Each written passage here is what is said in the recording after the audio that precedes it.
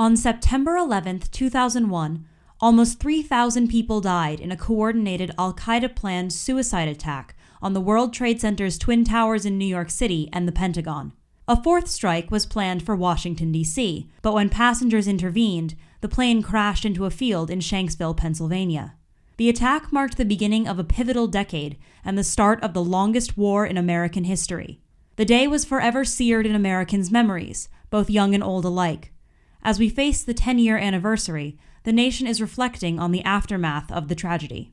The consequences of our actions are really going to be front and center on the 10th anniversary because, 10 years is a good time to look back and say, what were the implications of this? That's Elena Reuter, a sophomore at Swarthmore College, a small liberal arts school outside Philadelphia. Reuter is one of the many young adults who witnessed the aftermath of 9/11 at a young age and grew up during what the Bush administration has coined the War on Terror. She and her peers are what a dozen news organizations, as well as President Obama, are calling the 9/11 generation.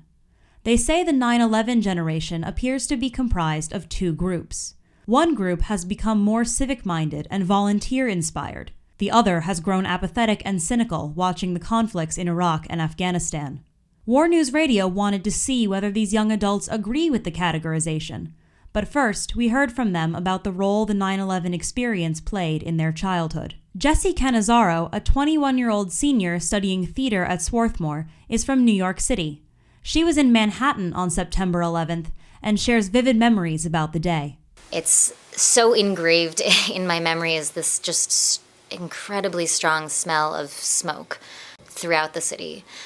From uptown to downtown, everything smelled completely of smoke.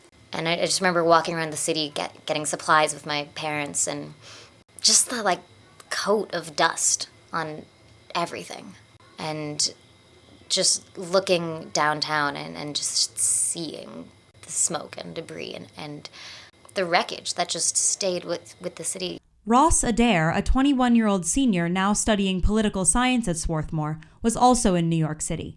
He, too, remembers startling images from the day. I remember I was walking downtown, and I remember seeing 4 or 5 people who were just walking straight up the street, and they were just covered head to toe in ash, and they looked almost kind of like zombies. They sort of had this faraway look on their face. They were obviously in shock, and, at the time I didn't know what was really going on. So I'd never seen anything like that before. I just thought it was some sort of weird prank. Whether or not they were in New York, many students now recall the day as one of shock and confusion.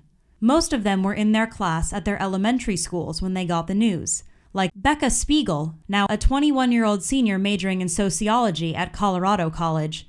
I was in 6th grade. I was sitting in my homeroom class, and we had a little TV up in the corner of the room.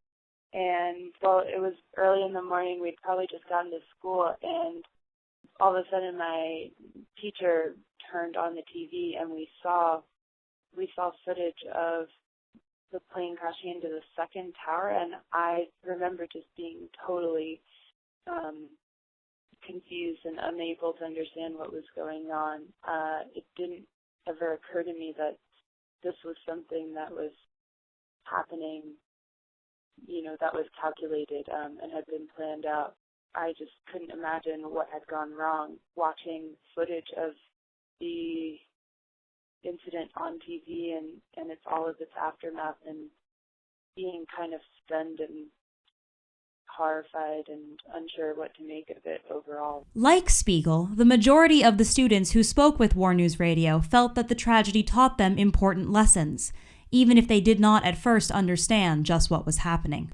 Cannizzaro, in New York, learned how insecure her city was in that moment.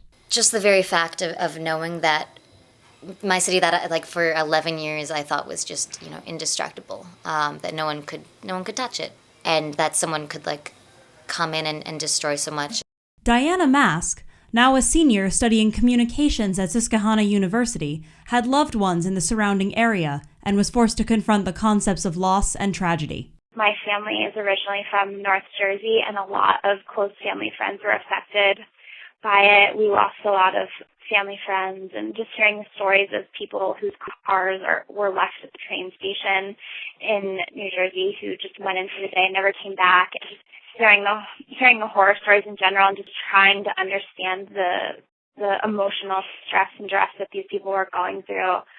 You don't have to have an immediate family member who passed away and not to feel like you've lost a relative or I don't know, it's more of like an American family. Similarly, Alex Chow, a 21-year-old chemistry major at the University of Delaware, learned about mortality for the first time.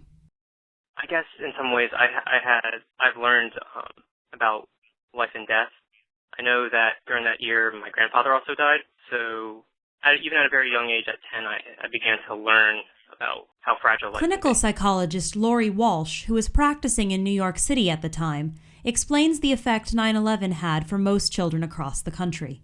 A lot of kids kind of had their feeling of safety and their feeling of nothing bad kind of will ever happen to me eroded or shaken a little bit. We like to give kids the sense of a firm ground beneath their feet, that they're safe. And in the United States, we've had this luxury of being able to do that for a long, long time. It's a life lesson that we have to give all kids, that people die, that unexplainable things happen. Dan Kindlin, who teaches child psychology at Harvard University and has written numerous works on the topic of generational trauma, agrees with Walsh, saying that many kids experienced a perspective shift. Whenever there's a big historical event, in my generation, it was probably the Kennedy assassination, it makes you grow up a little faster than you might have otherwise, and to realize the world isn't quite as safe as you thought it was. Adair expresses just that. And I think being at that young age and growing up extremely privileged in one of the richest countries in the world, you don't think about that kind of stuff. And, it opened my eyes up to a lot of different things, a lot of different conflicts that I wasn't aware of. And I think it did a lot for a lot of different people. I think sort of an idea that there is another viewpoint.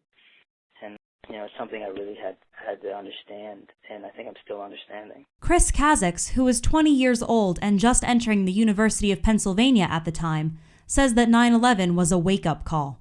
I really didn't think about the outside world that much, and then all of a sudden these people came from the other side of the world and crashed into our buildings, so it just kind of opened my eyes. There's people that have feelings towards the U.S., and I should know more about it. Like Kazaks, Sami Safiullah, a second-generation Bengali now studying anthropology at Vanderbilt University in Tennessee, was quickly maturing as a result of the tragedy. He, however, was learning about something even more personal. At masjid for my Friday prayers, whatever, we had discussions where they were telling us to, be safe. They were telling us that hate crimes against Muslims had increased, and they were telling us that while we should be very sad for what had happened during the attacks, we also had to be careful to watch our own backs because now we too were under danger. But I don't really think I knew what that meant, and because I was in elementary school and nobody around me had any idea what was going on either, I was still sheltered enough that it didn't affect me at all. After the break, War News Radio hears more from students like Safiullah who believe that 9/11 has impacted their lives, delving into the results of 9/11 and the new controversial label of the 9/11 generation. For War News Radio, with Emily Bryant, John McMinn, Rosanna Kim, and Eliana Biscard Church, I'm Caroline Batten.